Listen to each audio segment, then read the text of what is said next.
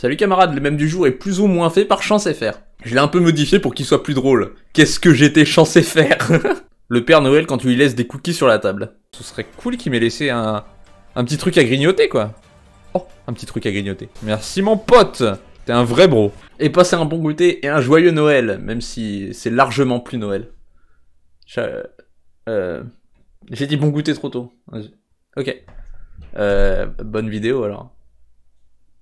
Bonjour et bienvenue dans un nouveau Vendredi Magic. Je viens de décider que ça s'appelait comme ça, puisque le vendredi je fais du Magic, et aujourd'hui on va se marrer. On va se marrer affamé, puisque je vais vous présenter mon deck commandeur, Grist, la marée affamée. La voici. J'ai cru entendre quelque part que c'était une femelle, ou... Il me semble que c'est une colonie d'insectes, en fait, Grist. Enfin, peu importe ce que c'est. En tout cas, c'est une carte un peu bizarre, c'est pour ça que je la joue. Vous me connaissez, j'aime les stratégies un peu bizarres.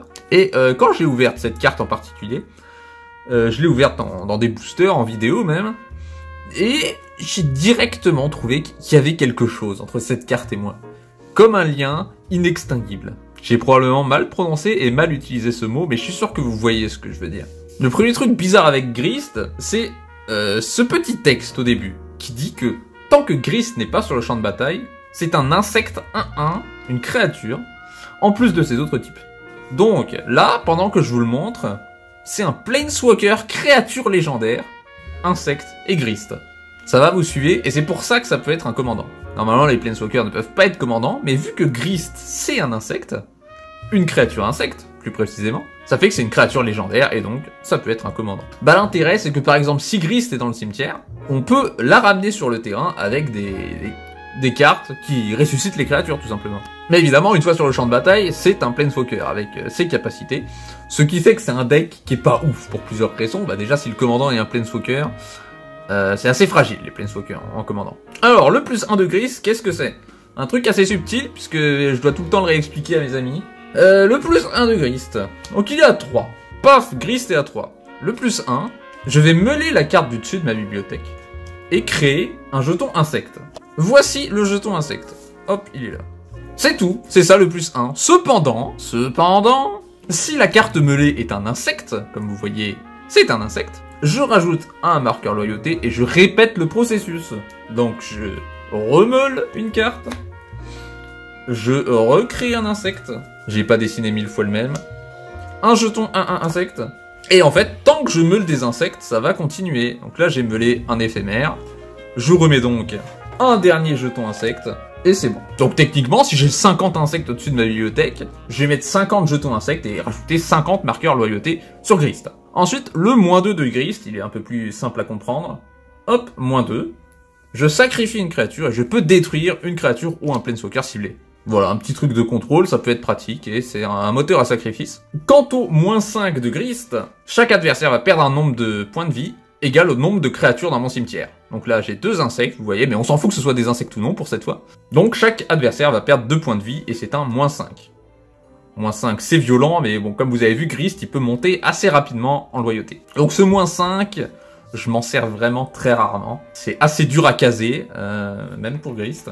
Mais c'est là si on en a besoin, et c'est assez effrayant en fin de partie. Quand on voit que le cimetière se remplit, ça commence à faire peur. Hein. Donc la deuxième faiblesse de Grist, vous l'avez compris, c'est qu'il faut meuler des insectes, et que donc, c'est un deck insecte. Et les insectes dans Magic, c'est quand même pas un type de créature particulièrement puissant. Mais attention à ne pas le sous-estimer parce qu'il y a pas mal d'insectes vachement pratiques. Dans ce deck, j'ai mis 26 insectes. Je vais peut-être monter un peu parce que c'est pas tant que ça, 26 insectes. Mais j'ai mis les meilleurs. J'ai mis les champions de leur catégorie. Les meilleurs insectes que vous n'ayez jamais vus. Tout simplement les meilleurs insectes de Magic. Et la compétition n'est pas très rude, mais il y a une légère compétition. Bon, il y a évidemment des change-formes à mettre. Le prétendant à la lignée, par exemple, lui, on va dire qu'à chaque fois qu'un insecte arrive sur le champ de bataille, on lui met un marqueur +1/+1. Et vu qu'avec Grist, il y a peut-être 10 insectes qui peuvent arriver d'un coup sur le champ de bataille, bah ça peut vite faire une très grosse créature. Donc je l'aime bien, je peux vous justifier tous mes choix d'insectes. Le Scud Swarm, voilà, c'est un des rares insectes qui est vraiment très très fort, lui. Chaque fois qu'un terrain arrive sur le champ de bataille, on crée un insecte. Et si on a plus de 6 terrains de base, et bah à la place, on crée une copie de la colonie de Scalaire. Ouais, ça c'est en français. Magnifique jeton, pas mal de jetons que j'ai fait moi-même ou que Aurore a dessiné pour moi. Donc ça c'est un insecte qui est juste bien. Hein. Je l'ai pas pris parce que c'est un insecte, je l'ai pris parce qu'il est bien, mais c'est un insecte. Ensuite, on a Caustic Wasp, une 1-1 pour 3. Quand elle affiche des blessures de combat à un joueur, on détruit un de ses artefacts. Je la trouve très amusante celle-là. Il y a plein d'insectes assez rigolos. Ils sont globalement assez chiants. Le nid de frelon, quand on lui inflige des dégâts, on crée autant d'insectes. Donc là aussi, il y a plein d'insectes qui peuvent arriver d'un coup s'il se prend beaucoup de dégâts. Nantuko Elder, qui file 2 mana pour 3. Je trouve que c'est pas mal hein, pour un insecte. Ça va. Faut pas se plaindre. Le Voraped, c'est juste une grosse créature qui revient quand elle meurt. C'est son principal atout. Donc c'est peut-être pas une super carte, mais pour un insecte, il est pas mal. Devouring Swarm, donc dans ce deck, j'ai besoin de pouvoir sacrifier des créatures. Et s'il y a des insectes qui peuvent faire ça, c'est très très bien. Donc là, il gagne juste +1/+1 jusqu'à la fin du tour. Mais même si ça faisait rien de sacrifier, je crois que je la prendrais. Le Vandal Masqué, qui est également une bonne carte, juste une bonne carte. Lui, on peut exiler une carte de créature depuis notre cimetière. Si on fait ainsi, on exile un artefact ou un enchantement. C'est très bien que ce soit exilé. Par contre, enlever des créatures du cimetière, c'est un peu chiant pour ce deck. Mais ça reste une bonne carte et ça reste un insecte. Ensuite, le Vigilant Nantuko, que je déteste la tête qu'il a. Qu'est-ce qu'il est laid. Qu'est-ce qu'il est laid. Mais il permet de détruire un artefact ou un enchantement. On prend. Caustic Caterpillar, pareil. Détruire un artefact ou un enchantement en le sacrifiant. C'est tout bon. Le Giant Adéphage, lui, quand il inflige des blessures de combat, il crée une copie de lui-même. Est-ce que je l'ai d'ailleurs? Je ne me suis pas fait... J'ai pas dessiné d'Adéphage géant. Moi, ça me surprend. Bon, ça aussi, c'est vraiment une bonne carte. Ça peut carry. Swarm of Bloodflies. Donc là, vous voyez, chaque fois qu'une créature meurt, on lui met un marqueur +1/+1. Donc lui aussi, il peut grandir assez rapidement. Il coûte 5, hein, c'est un peu chiant, mais je vous le dis pas. C'est pas un deck très fort quand on fait un deck insecte. Blight Beetle, ça c'est une carte chiante. Les créatures de mes adversaires ne peuvent pas avoir de marqueur +1/+1 mis sur elles. Ça fait chier le monde, ça c'est très très bien. Plein de decks que ça fait chier, alors que c'est juste un insecte 1-1. Le Thanatologue, chaque fois qu'un joueur sacrifie une créature, on lui met un marqueur +1/+1, donc vous commencez à comprendre le schéma. Hein.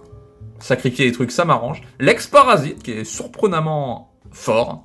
Donc on peut payer X et du mana fiction pour enlever X marqueurs d'un permanent. Et pour chaque marqueur, il y a une +1/+0.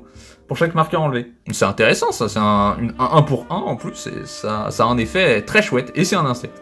Bah là je vous montre que les insectes de toute façon, donc je vais pas vous le rappeler à chaque fois. La reine frelon qui crée des 4 1-1 Death Touch Fly. C'est fort. Le cafard éternel qui revient dans la main quand il meurt. Donc ça c'est pratique pour sacrifier des insectes. Parce que je vous rappelle que Grist lui-même sait qu'il faut sacrifier des créatures. Le Scute Mob qui grandit, il gagne des marqueurs si on a 5 terrains ou plus à chaque entretien. Cultivateur Nantuko que j'ai rajouté il y a pas longtemps, donc vous voyez que c'est une impression celui-là, parce que je sais pas encore si je le garde. Quand il arrive, on se défausse de n'importe quelle carte de terrain, on met autant de marqueurs +1/+1 et on pioche autant de cartes. Donc en fin de partie c'est pratique, si on a trop de terrain en main, ça permet de piocher et d'avoir une petite créature. Voilà, il est sympa, il est sympa. Le Crawl Harponneur qui lui, il se bat contre une créature avec le vol quand il arrive en jeu. Et il gagne +0 pour chaque carte dans mon cimetière, mais jusqu'à la fin du tour. C'est pas une super carte, mais ça permet de buter une créature qui vole. Ça peut être pratique. Là, c'est l'inversion sans nom. C'est une carte change forme, donc ça compte comme un insecte, alors que c'est un éphémère. Donc ça fait +3/-3, ça permet de tuer quelques trucs. Nantuko Husk, lui, il gagne +2/+2 si on sacrifie une créature. Ça, pour le coup, ça peut vraiment être fort. Si on sacrifie plein d'insectes. Le Marche au Royaume, un changelin, et on peut jouer les insectes du dessus de notre bibliothèque. Mazirek, qui est donc peut-être le meilleur insecte à jouer dans ce deck. Chaque fois qu'un joueur sacrifie un permanent, on met un marqueur +1/+1 sur chaque créature qu'on contrôle. Donc celui-là, il carry, hein, évidemment. Si j'ai mis 5 insectes avec Grist, ils vont tous se transformer en 50-50 assez rapidement. Mazirek, il carry un peu. Ça pourrait être le commandant de ce deck si c'était pas Grist. Crash of Rhinobeetle qui gagne +10/+10 si j'ai 10 terrains ou plus. Ça fait une petite 15-15 piétinement. Et enfin le Plieur d'Esprit Turgide qui défausse des cartes de la main des joueurs ennemis. Donc c'est un peu restrictif de devoir jouer des insectes. Il y a quand même un petit paquet de cartes non insectes. Il y a 7 créatures qui ne sont pas des insectes. La Gredine de Flore Noire. Bah c'est bizarre, qu'est-ce qu'elle fait là? Bah c'est que c'est un terrain de l'autre côté. Et du coup si le terrain se retrouve dans mon cimetière, et bah c'est comme si c'était une créature au final. C'est juste pour ça, ouais. Je suis dans l'optimisation. Il y a Isoni au milieu. Quand elle est sur le champ de bataille, on crée un insecte 1-1 pour chaque carte de créature dans votre cimetière. Vous voyez, plus il y a de cartes de créatures dans le cimetière, plus certaines cartes du deck sont fortes. Donc c'est pour ça que je mets... Je vais peut-être mettre toutes les créatures vertes et noires qui ont un terrain de l'autre côté. Même s'ils arrivent en jeu engagé, je me dis, ça vaut peut-être le coup. Le vieux brindodactyle, avec lui, je peux meuler X cartes de créatures, si je paye X. Donc je m'en suis pas encore bien servi de cette carte. Je sens qu'elle a un potentiel, mais j'ai pas encore réussi à le révéler. Je sais pas si je la garde encore. Le mammouth du Kazandou, qui est donc une forêt de l'autre côté. Druide du printemps qui permet de rampe un peu. J'ai préféré mettre des rampes qui sont des créatures. Témoin éternel, qu'on met... Bah, il est trop bien, lui. Et ancêtre de la tribu Sakura, qui permet de rampe aussi, et qui se sacrifie. Donc c'est tout bon. Vous avez compris, avec ce deck, il est important d'avoir des insectes au-dessus de sa bibliothèque. Mais vu que j'ai qu'un quart de mon deck qui sont des insectes, comment je fais pour que ce soit pas totalement du hasard? Bon, la plupart du temps, ça va être du hasard, surtout au début de la partie. Mais il y a des cartes qui peuvent aider les choses. Je vous présente ces 3 merveilleuses cartes qui sont totalement inutiles dans n'importe quel deck. Mais pas avec Grist. Ces 3 cartes ont à peu près le même effet. On met n'importe quelle carte de créature depuis notre cimetière au-dessus de notre bibliothèque. Donc j'ai Grist en jeu. Tout ça, c'est mon cimetière. Je joue n'importe laquelle de ces 3 cartes. Encore, il y en a une 4e, mais ça faisait trop si j'en mettais 4. Parce qu'il faut quand même avoir rempli le cimetière avant. Je balance Jeunesse éternelle, je mets n'importe quel nombre de cartes de créatures au-dessus de ma bibliothèque. Et vu que la plupart de mes créatures sont des insectes, bah je mets toutes les cartes de créatures au-dessus de ma bibliothèque. Et hop, je balance le +1 de Grist, et je vais créer un insecte pour chaque carte meulée. C'est aussi simple que ça. Enfin, +1, puisque du coup, la dernière ne sera pas un insecte. Donc là, je crée un insecte pour chaque insecte qui va dans mon cimetière, jusqu'à ce que ça ne soit pas un insecte. Ça, j'aime bien, quand des cartes totalement nulles, comme ça, que vous ne voyez jamais, trouvent leur utilité. Évidemment, il y a aussi le scroll rack, le râtelier à parchemin, qui peut avoir son utilité. Donc lui, c'est les cartes dans la main. Imaginons, scénario improbable, que j'ai 7 cartes d'insectes dans ma main. Je vais utiliser mon râtelier à parchemin pour piocher 7 cartes de ma bibliothèque, mettre les 7 insectes à la place, et hop, j'ai 7 nouvelles cartes. Et ensuite, je fais le +1 de Grist, et ces 7 insectes que je viens de mettre là, ils vont dans mon cimetière, je crée 7 insectes 1-1, et bah, j'ai filtré ma main. Et je suis sûr de ne pas repiocher les insectes nuls dont je ne veux plus. Donc ouais, c'est un bon moyen de remplir mon cimetière. J'ai quelques autres cartes qui remplissent le cimetière, comme Crawling Sensation et Crawling Infestation. Donc ça, c'est des cartes qui vont me faire meuler au début de mon entretien. Ça, c'est si une carte de créature est mise dans mon cimetière, je crée un insecte. Ça, c'est si une carte de terrain est mise dans mon cimetière, je crée un insecte. Et ça me permet de meuler à chaque tour, c'est assez pratique. Il y a aussi technique d'incarnation que je viens de rajouter. Ça fait meuler 10 cartes avec la démonstration. Et on renvoie une carte de créature sur le champ de bataille. Donc ça peut faire revenir Grist. Et les cartes qui peuvent faire revenir Grist, bon, je les joue, quoi. Il y a aussi Sortir de terre et Brimade que j'ai mis. Comme ça, si Grist commence à mourir un peu trop souvent, vu que c'est un Planeswalker, hein, il a tendance à mourir souvent, eh ben, je le ramène à un moindre coût.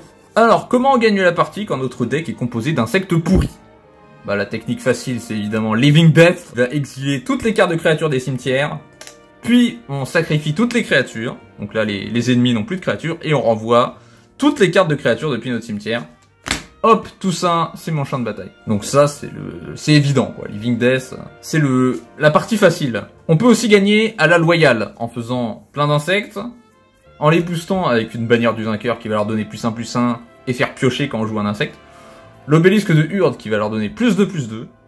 L'ascension du maître des bêtes qui va le donner +5/+5, ça commence à faire beaucoup. Et retour du langue bastion pour donner +3/+3 ou piocher. Et comme dernier recours, on a le baston du souvenir et le massacre du croc-de-boucher, qui vont infliger des dégâts à chaque fois qu'une de mes créatures meurt. Et vous avez compris, je joue des cartes qui font mourir mes créatures assez souvent à coup de sacrifice. Et évidemment, on a le -5 de Grist, qui est vraiment en dernier recours. Faut pas trop compter sur ce -5 de Grist, parce qu'évidemment, si les ennemis peuvent mourir du -5 de Grist, bah ils vont pas laisser Grist faire son -5. Ça, c'est logique. Et vous noterez l'ironie que j'ai un bastion du souvenir imprimé, mais un vrai massacre du croc-de-boucher. Je sais pas, écoutez, je sais pas comment ça a pu se produire. Quand les cartes valent pas cher, je les achète pas, moi. Et il me reste à vous montrer quelques cartes qui synergisent bien avec le deck, et on aura tout vu. D'abord, je voulais vous montrer mon magnifique Sol Ring. C'est une carte qui n'existe pas, c'est une altérée. Brillante, c'est sublime. Bon, on a la tour phyrexiane qui file du mana en sacrifiant des créatures. J'aime que mes créatures soient sacrifiées, vous avez compris. Et j'ai pas mis de trucs sacrifier une créature, rajouter du mana, parce que je suis pas fan de ces trucs et je suis pas sûr de pouvoir l'utiliser. Faudrait que j'essaie de jouer avec quand même. Swarmyard qui permet de régénérer des insectes. Voilà, quand on peut se servir de ce terrain de merde, il est bien. Il est bien. Bon, il m'est rarement hyper utile. Sympa. Un magnifique Toxic Deluge, donc là je crâne juste avec mes cartes full art. Le pense-crâne, qui permet de piocher des cartes en sacrifiant mes vieux insectes 1-1 que je crée constamment. Le projet gardien pour piocher, le rituel de cryptolite pour le mana. Vu que je crée plein d'insectes, ils peuvent tous s'engager pour du mana et c'est rigolo. Une arène phyrexiane en russe. Damnation, trophée de l'assassin, bon tout ça c'est les classiques. Je ne devrais pas avoir à vous les montrer. Chant de Frialise. C'est fort, hein, Chant de Frialise. Ça peut faire le taf Primal Growth pour sacrifier une créature et on rampe. Sonder l'intertille, on sacrifie les créatures et on pioche. Rituel sacrificiel. On bute des créatures et on crée du mana. La saison de dédoublement que je n'ai pas, malheureusement pas en vrai. Mais évidemment, ça permet d'avoir un bon gros grist dès le début qui arrive avec 6 marqueurs. On met 2 fois plus d'insectes avec... Enfin, c'est la carte parfaite pour grist, hein, saison de dédoublement. Il n'y a pas à tortiller. Reboisement de martelière pour piocher. Et Dictate of Erebos. Chaque fois qu'une de mes créatures meurt, chaque adversaire sacrifie une créature. Donc avec tous les insectes que j'ai, s'il y a cette carte qui tombe, ils ont plus de board. Pour toujours. Leur board est à jamais fini. Et voilà, je pense qu'à présent, vous savez tout ce qu'il y a à savoir sur le deck Grist, la marée affamée. J'espère que ça vous a intéressé. Voilà, vous me demandiez de vous montrer mon deck commandant. La dernière fois, je vous avais montré le deck Yorion, qui était plein de trucs chiants. J'ai réussi à le rendre un peu moins chiant, mais en bleu-blanc, c'est vrai que c'est compliqué. C'est pour ça que j'ai créé un deck insecte, parce que là, je savais que personne ne s'en plaindrait, mais les gens se plaignent quoi qu'il arrive, hein, j'ai remarqué. Il a traumatisé des gens, ce deck Grist, je sais pas. Je ne sais pas. Si les gens trouvent un moyen de se plaindre d'un deck insecte, alors c'est bien qu'ils peuvent se plaindre de tout. Et voilà, c'est tout pour cette vidéo. On se retrouve la semaine prochaine pour le vendredi Magic. Je sais plus comment j'ai appelé. Voilà, j'espère que je me suis bien pris dans cette présentation de deck, parce que moi je suis pas l'habitude de faire ça. J'espère que c'était bien expliqué et complet. Et c'est tout. Voilà. Alors à une prochaine.